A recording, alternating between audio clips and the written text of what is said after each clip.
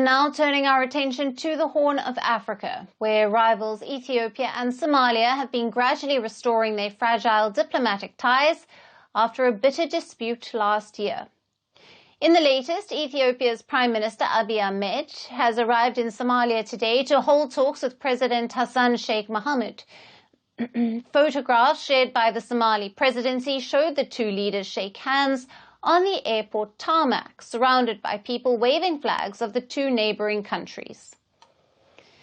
In a joint statement shared after Abiy Ahmed and Mohamud met, the two leaders reaffirmed their commitment to strengthening cooperation for mutual benefit. They also expressed their commitment to implementing strategic infrastructure projects that ensured sustainable development and economic integration. The high-level meeting comes days after top diplomats from the two neighboring countries held the first round of technical talks in Turkiye that were aimed at resolving their dispute. Tensions had escalated between the two sides after Ethiopia signed a deal with Somalia's breakaway region of Somaliland, leasing a port to establish a naval base in exchange for recognition of Somaliland's independence. However, this irked Somalia, which claimed that the deal infringed on its sovereignty.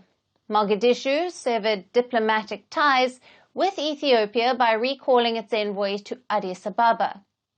Somalia also threatened to exclude Ethiopian troops from the new African Union-led peacekeeping mission, while it strengthened relations with Ethiopia's foes, Egypt and Eritrea.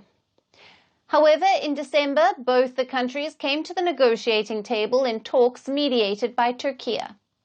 Under the Ankara Declaration, both sides agreed to engage in constructive dialogue and cooperation, including Mogadishu granting Ethiopia access to the sea under Somalia's sovereignty.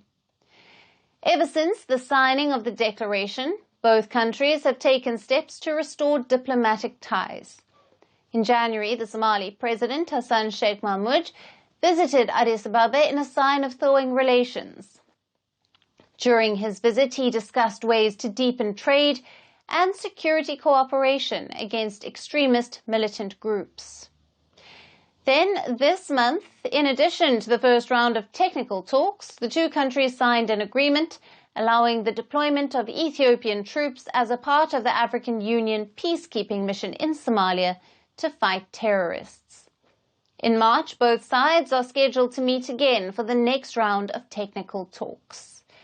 So, as Ethiopia and Somalia work to heal their diplomatic rift, the road to lasting peace remains challenging. While the renewed dialogue is promising, the real test will be ensuring these agreements lead to stability and peaceful coexistence in the region. Merci beaucoup. Hi. How are you? Very well, thank you. Thank you for being here. Namaste, Mr. President. Bharat Kelogon, Komeri Namaste. How many people generally follow you in interviews? Typically in a month we have viewers up to 150 million, that's more than twice the population of France. And in the last 2 years we had 3 billion viewers. So I say, Laurent, this is your chance to be famous. You're on Firstpost. One word to describe your equation with Prime Minister Modi. Amitié. As India and France work together, are you creating a new era of non-alignment in the technology space? India is a training superpower. 1 million engineers a year, more than all of Europe and the US combined. So we have that partnership. We have a partnership on the environment and the economy. We also have civilian nuclear programs, and that is something we've developed far beyond the France-India relationship. So we want to work together on AI. And then comes China with its DeepSeek, creating models at a fraction of the cost. Did that innovation take you by surprise? Did that breakthrough make you sit up and think, what did the Chinese do and how?